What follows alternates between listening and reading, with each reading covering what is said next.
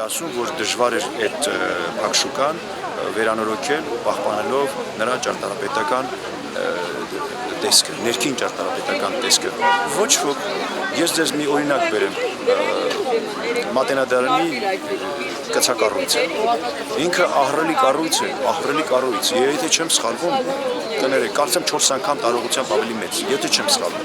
Բայց եթե նայում եք, նա բոլորովին չի խանգարում մայր շենքի։ Տեսեք ճարտարապետական ինչպիսի հմտությամբ է աշխատել եւ ինչ զարմանալի մոտեցում է ցուցաբերել ճարտարապետը Մեսչյանը։ Ով էր խանգարում, ես դա չեմ կարողանում հասկանալ, ով էր խանգարում նույնպիսի սրտոտ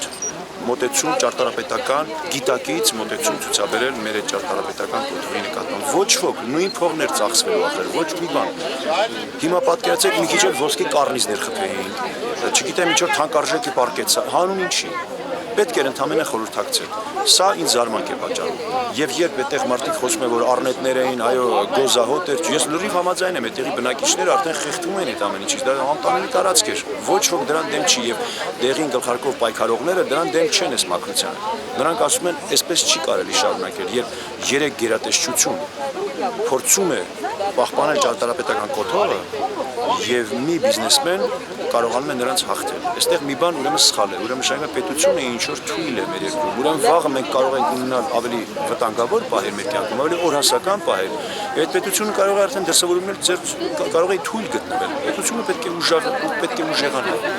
Եվ ես այսպես եմ հասկանում, որ ինչ վերաբերում է դեղին գլխարկովներին, նրանք պայքարում են փաստորեն պետականացման համար, պետականության համար, մեր պետության համար։ Եվ ես հասկանում եմ այսպես, որ պետությունը պետք է ամեն կերպ նրանց օժանդակի։ Բայց ես այնպես եմ տեսնում, ինչքան ես եմ հասկանում, ցավոք սրտի կազմակերպվում է բոլորովին հակառակ ճակատ, նրանց զինում են այդպիսի գաղափարներով, որ դեղին գլխարկով երիտասարդները ուզում են աշխատատեղերը խլեն, նրանք ինչ որ երևի արևմուտքից վճարվող ինչ որ լրտեսներ են բնականաբար, ինչ որ կեղծ գաղափարախոսությունները զինված, դա այդպես չի, եթե ուշադիր նայեք, այդպես չի։ Ես այնքան կուզեի, որ դեղին եւ կարմիր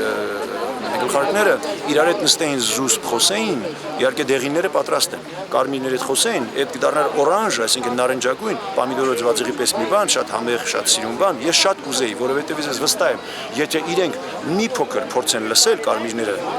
կտեսնեն, որ ոչ ոք առնետներ չի ուզում բերի, ոչ ոք չի ուզում աշխատատեղերից զրկի իրենց, ոչ ոք։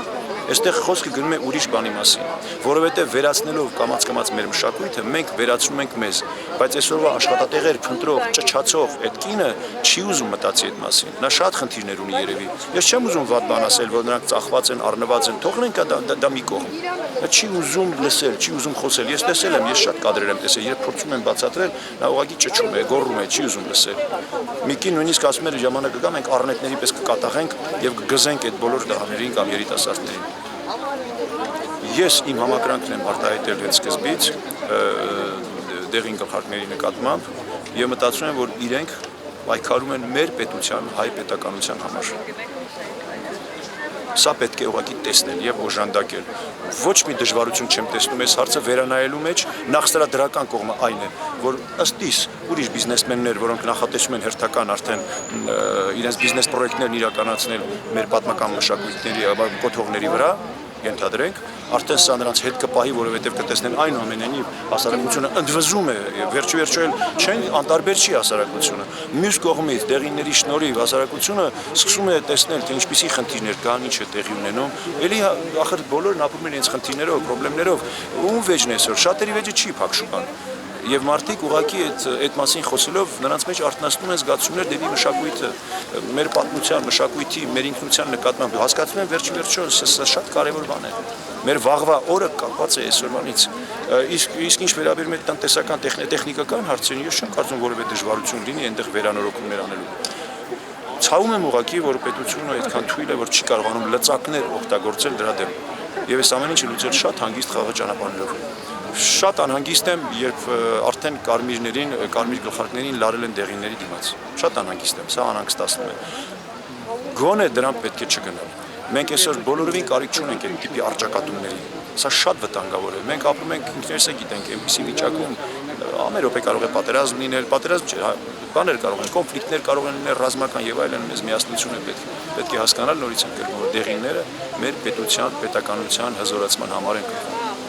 Սա բոլորը պիտի հասկանան։